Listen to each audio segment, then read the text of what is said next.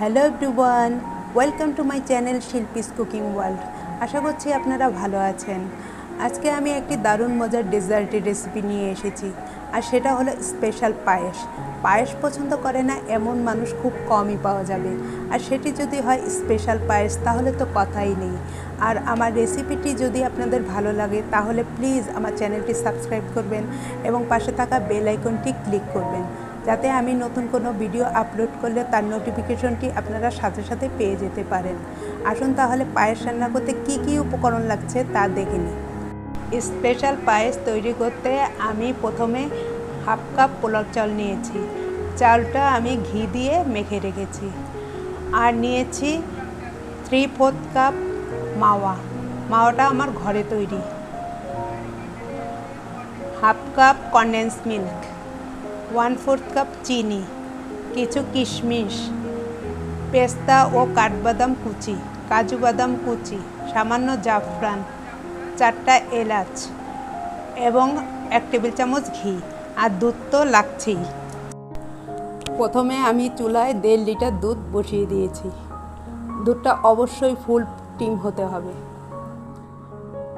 এ পর্যায়ে চুলার আঁচটা বাড়ানো থাকবে। এখন আমি দুধটা ভালোভাবে নেড়ে দিচ্ছি। দুধটা সামান্য গরম হলে এই দুধ থেকে 1 কাপ দুধ আমি তুলে মাওয়াটা গুলিয়ে নেব। এখন এই দুধে আমি 4টা এলাচ এবং 1 চিমটি জাফরান দিয়ে দিচ্ছি। জাফরানটা অপশনাল, না দিতে চাইলে স্কিপ করবেন। জাফরানটা দিলে পায়েসটার কালার প্লাস ফ্লেভারটা খুব ভালো হয়। যেহেতু আমি স্পেশাল পায়েস তৈরি করছি, সেজন্য আমি জাফরানটা ইউজ করেছি। এখন ভালোভাবে নেড়ে দিতে হবে। আমি দুধটাকে 4-5 মিনিট ভালোভাবে জাল করে নেব। দুধটা আমার ভালোভাবে জাল হয়ে এসেছে। এখন আমি দিয়ে দিচ্ছি আগে থেকে দুধ দিয়ে গোলানো মাওয়াটা। মাওয়াটা আমার ঘরে তৈরি। এই রেসিপিটা আমি পরে আপলোড করব। এখন আমি দিয়ে দিচ্ছি ঘি মাখানো চালটা। চালটা আমি প্রথমে পানি দিয়ে ধুয়ে পানিতে আধা ঘন্টা ভিজিয়ে রেখেছিলাম। তারপর পানি ঝরিয়ে 1 চা চামচ ঘি মেখে রেখেছি। চালটা দেওয়ার সাথে সাথে চুলার আঁচটা কমিয়ে দিতে হবে এবং অনবরত নাড়তে হবে, না হলে পাত্রের তলায় দুধটা লেগে যাবে।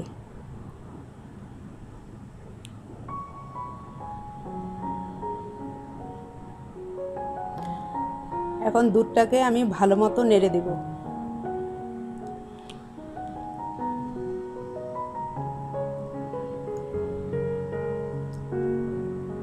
এখন আমি দিয়ে দিচ্ছি টুকরো করা কাজু বাদাম।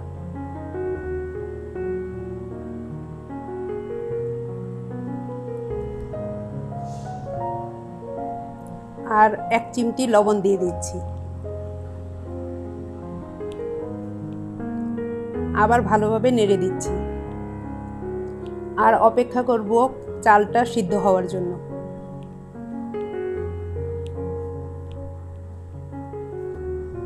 আমার চালটা সিদ্ধ হয়ে এসেছে। আমার চালটা সিদ্ধ হতে 15 মিনিট সময় লেগেছে। এখন আমি দিয়ে দিচ্ছি কনডেন্সড মিল্ক। আমি কনডেন্সড মিল্ক ও চিনি এই দুইটাই ব্যবহার করেছি। আপনারা যে কোনো একটা দিয়েও পায়েসটা রান্না করতে পারেন।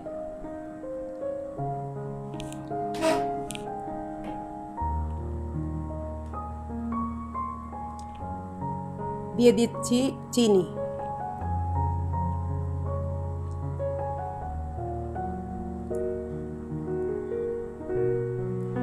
এখন পায়েসটাকে আমি আরও কিছুক্ষণ জাল করে নেব।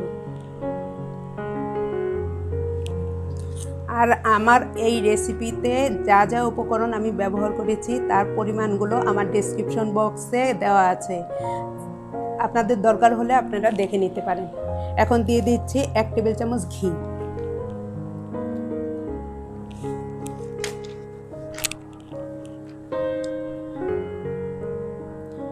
পায়েসটা আমার যথেষ্ট ঘন হয়ে এসেছে, এর চেয়ে বেশি ঘন আমি করব না, কারণ নামানোর পর ঠান্ডা করলে পায়েসটা আরেকটু ঘন হয়ে যাবে। এখন চুলার আঁচ বন্ধ করে আমি একটি সার্ভিং ডিশে পায়েসটা ঢেলে নেব।